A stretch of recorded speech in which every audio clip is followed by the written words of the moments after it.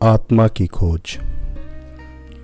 विवेकानंद ने गुरु परमहंस से पूछा, गुरुजी, जब आत्मा को वापस परमात्मा में ही मिल जाना है तो आत्मा ये शरीर क्यों धारण करती है?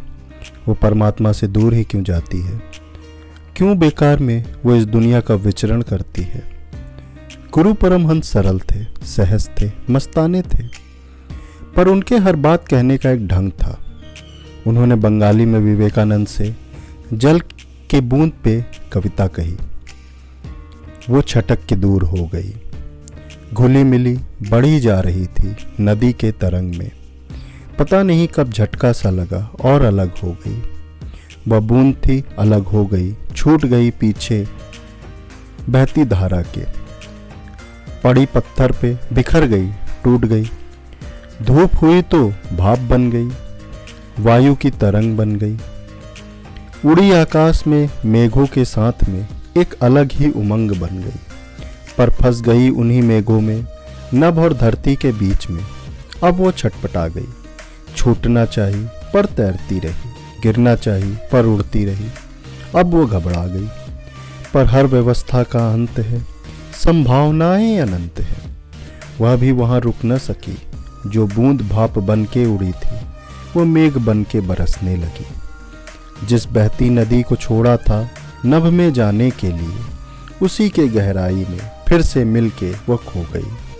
वो बूंद थी जो कभी छटक के दूर हुई थी, अब वो फिर से नदी बन गई। उन्होंने फिर आगे कहा, विवेकानंद, इस दुनिया को माया ने बनाया है। माया ने बड़े बड़े आकर्षण को पीस के बड़े जतन से इस दुनिया में डाला है। अब माया तो माया ही है। माँ और या अर्थात जो है ही नहीं, जो नहीं परंतु आकर्षित करने में सक्षम हो। अब परमात्मा सत्य है, पूर्णतः माया के विपरीत। जिस तरह माया जनित विश्व में सत्य पाया जाता है, वैसे ही परमात्मा जनित सत्य में भी माया का प्रभाव होता है। माया और परमात्मा अलग नहीं, बल्कि एक दूसरे के पूरक हैं। कहीं कहीं वो मिल भी जाते हैं। सत्य ही शिव है, अर्थात सत्य ही सर्वोच्च है, पर माया भी बड़ी शक्तिशाली है, बड़ी बलशाली है। उससे परमात्मा भी अछूता नहीं। और जब परमात्मा को माया का आकर्षण होता है तो अपने अनंत चेतना में से एक चेतना माया को समझने के लिए छोड़ देता है। वही चेतना आत्मा होती है। अब माया तो माया ही है, यानी वो है ही नहीं। जब चेतना को समस्त माया का भाव हो जाता है, वह समझ जाता है कि यह दुनिया सत्य नहीं है, सत्य तो परमात्मा ही है। और जैसे स्वर्ण आग की भट्टी से होता हुआ शुद्ध हो जाता है, वैसे ही चेतना भी माया के सत्य स्वरूप के ज्ञान से शुद्ध होके अंत में परमात्मा में ही मिल जाता है और परमात्मा के माया के प्रति आकर्षण को कम कर देता है।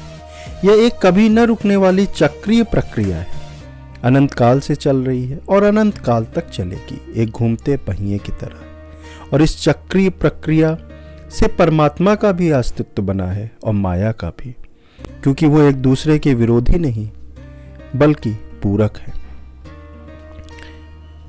फिर उन्होंने कहा, समुद्र उसी ने पार किया है जो उसमें तैरा है, पर्वत की चोटी भी उसी ने छुई है जो वहां चढ़ के पहुंचा है। धन्यवाद।